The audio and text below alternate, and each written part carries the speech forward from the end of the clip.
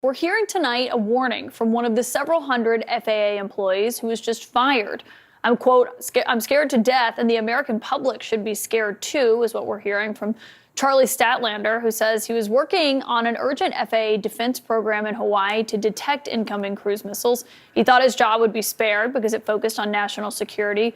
But on Friday, along with hundreds of other FAA probationary employees, he was fired. And Charlie joins me now. And thank you for being here. It's great to have you because obviously this warning, you say that the American public should be scared by your firing and the hundreds of your FAA colleagues as well. Why is that? Hey, Caitlin, thank you so much for having me on tonight. And, thank you for giving me the platform to tell my story. I wish I was here under different circumstances, but alas, here we are. So I do think the American public does need to be concerned about, not only my firing, but also the firing of so many public safety, national security professionals at the FAA and, within the Department of Transportation, but, writ large also throughout the federal government. And I gave that quote about being scared to death because while I can't talk about the specifics of the project I worked on and what all I was doing, what I can tell you is that the FAA National Defense Program that I was a part of and was incredibly proud to work for the mission, to accomplish the mission of, has an incredibly important national security role. And I was working on incredibly important national security work. And by being summarily fired without any warning, actually while I was in the process of working, I think that is detrimental to national security. You were at work when you got fired? I had actually just returned from a work trip, a briefing at one of our Air Force bases, and I was working late into the night, which again is, I think, further evidence. I'm just one of hundreds of thousands of federal employees who work way more than 40 hours a week. And it goes to show that the rumors that are being spread by the administration and DOGE that federal workers are just leeches on the government are incorrect. But with that said, I had just returned home from a briefing, a work trip. I had another one scheduled actually for today, and I was working late into the night after I had returned home to get my notes and my thoughts down so that I could prepare them to share with, my boss and other folks in my branch before I actually went to my briefing this week. Well, and Charlie, I just wonder what you say about this, given you talk about this defense radar system that you're working on. I know you can't go into the details of that, but the White House defended these cuts by saying no air traffic controllers nor any professionals who perform safety critical functions were terminated. Is that accurate from what you know? So again, I was in the FAA National Defense Program, so I don't really have any knowledge on the air traffic controller side of that.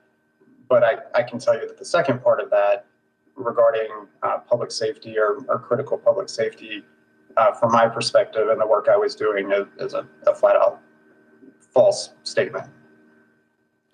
Charlie Statlander, I know that this obviously came as a shock to you. Thank you for coming on and sharing your experience. It's good to hear from someone who actually went through this instead of just looking at the numbers, to actually hear from a person who was affected by this. Thank you for sharing that with me tonight. Hey, thank you so much, Caitlin. The U.S. Department of Agriculture is now working to rescind termination letters sent to employees working on bird flu response. Those workers were among the scores of firings at multiple federal agencies, including the U.S. Forest Service. Joining us now is Amanda Mae Downey. Amanda, thank you for coming on. So you worked for the Forest Service. Did you ever think you'd be in this position? You would be on the chopping block? So as a probationary employee, there's always that risk, right? But I worked hard and I did my job, and I did not think that this would be something that would happen to someone who goes in under these conditions and proves themselves and works really hard. And that's been a real gut punch for me. I imagine it has been. And from what I read, you know, you have a family that you're trying to support. Tell us about the process of termination, what that was like for you. Are you still getting paid? When does your pay end? Yeah, so I received a text message from my supervisor asking if I had a minute to talk. I was actually busy helping my daughter move unexpectedly in Grand Rapids from her college apartment. And then he called and left a voicemail. I was still busy. I missed it. I did call him back. He said that I needed to come in and speak to him before, I believe it was close of business on Monday, that we had to wrap it up over the weekend. And so, as directed by my union, I sent a message just clarifying that I was going to receive premium pay as a callback to be called in on a holiday. He did respond and confirm that I would be. And so then I went in on Monday to receive my termination letter from OPM, which I believe you guys have a copy of, and was able to pack up my stuff.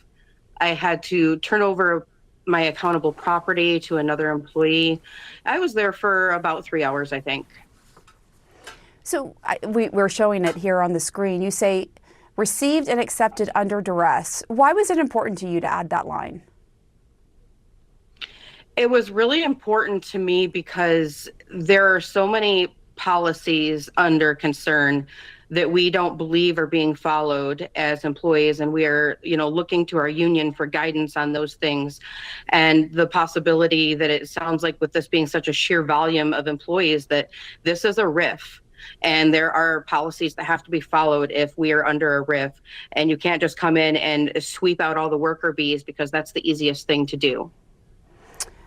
So, and going back, and I apologize if I missed this, but I'm just curious, what is the package like for you? Are you given pay through a certain time period? Is your pay cut off immediately? I just want to better understand that. Yeah, so I apologize. I was so focused on the prior question. Okay. So there was a lot of concern over the weekend. So FEMI, the national account from where all of our paychecks come from, we were aware there was going to be some maintenance as government purchase card holders, but there was never any mention about our paychecks. And all of our paychecks, most of us, it gets deposited on, Friday, Saturday, even Sunday, and it was pending all weekend. Some people said it showed up and then disappeared. I will say that my check did deposit and finalize today, so I am glad for that. I should have one more paycheck coming to me from this last week for the pay period, and I have been told I will receive my annual leave, and if I had any credit hours built up, I would receive that. We do not receive our sick time that we have reserved. So you worked with the Forest Service, which manages and maintains public forests and grasslands and is critical in wildlife protection. What is your biggest concern now that so many of the agency's workers are gone? What do you think the impact will be? Do you think people will feel this? Definitely. I think it's going to be a tremendous impact. First it's going to hit us and our families and our amazing coworkers, and that's going to impact our communities. It's going to have a ripple effect. Eventually, you will see that our natural resources and our beautiful public lands will not have the same standard of care, and that's going to affect tourism and our economy. I have lived and worked and played in this community my entire life and chose to stay here, and I genuinely believe in that. And to see the impact that this is going to have, knowing that my community depends so strongly on our tourism, is just heartbreaking. Just to be clear, I know we have to go, but did you get any reviews that you weren't performing the way that you should have been or anything like that?